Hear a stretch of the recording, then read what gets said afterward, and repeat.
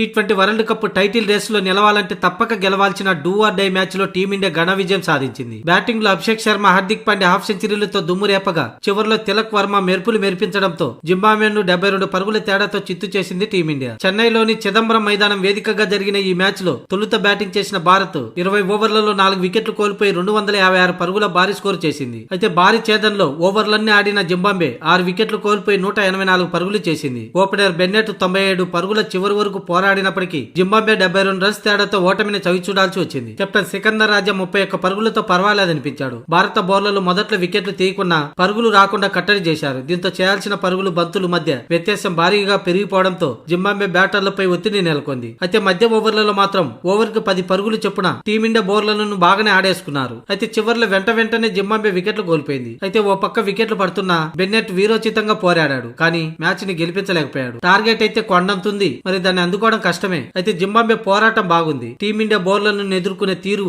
ముఖ్యంగా స్పిన్నర్లను, దూబేను ఒక ఆట ఆడేసుకున్నారు. అయినా కూడా జింబాబ్వే ఓటమితో టీ20 వరల్డ్ కప్ నుంచి ఎలిమినేట్ అయింది. ఇక ఈ మ్యాచ్ ఓటమిపై జింబాబ్వే కెప్టెన్ సికందర్ రాజా స్పందించాడు. మేము కొన్ని విభాగాల్లో చాలా మెరుగవ్వాల్సి ఉంది. వెస్టిండీస్ తో గత మ్యాచ్ లో 250 పరుగులు చేర్చేసే క్రమంలో బ్యాటింగ్ లైనప్ లో కాస్త తొందరపాటు జరిగింది. కానీ టీమిండియాతో ఆడేటప్పుడు పవర్ ప్లేలో సంయమనంతో ఆడి మాకు మేము అవకాశం ఇచ్చుకున్నాం. దీంతో టీమిండియా బౌలింగ్ పై మేము కొంతవరకు పోరాడాం. ఇక బౌలింగ్ లో మా డిఫెన్సివ్ ప్లాన్స్ ను ఇంకాస్త మెరుగ్గా అమలు చేసి ఉంటే బాగుండేదని అనిపించింది. భారత్ ను 210 లేదా 220 పరుగులకి పరిమితం చేసి ఉంటే ఫలితం మరోలా ఉండేదని అన్నాడు. అలాగే మా జట్టులో చాలా మంది యువకులు ఉన్నారు. వాళ్ళు మొదటి ప్రపంచ కప్ ఆడుతున్నారు. అలాగే వారు భారత్ లో ఆడడం ఇదే తొలిసారి. ఇకపోతే ఈ మ్యాచ్ కు ముందు టీమిండియా మాపై బ్యాటింగ్ విభాగం విరుచుకుపడుతుందని ముందే ఊహించాం. కానీ ఫీల్డింగ్, బౌలింగ్ లో మా ప్లాన్లు సరిగ్గా అమలు కాలేకపోయింది. అందుకే ఈ మ్యాచ్ తో పాటు టీ20 వరల్డ్ కప్ లో ఎలిమినేట్ అయ్యామని సికందర్ రాజా పేర్కొన్నాడు.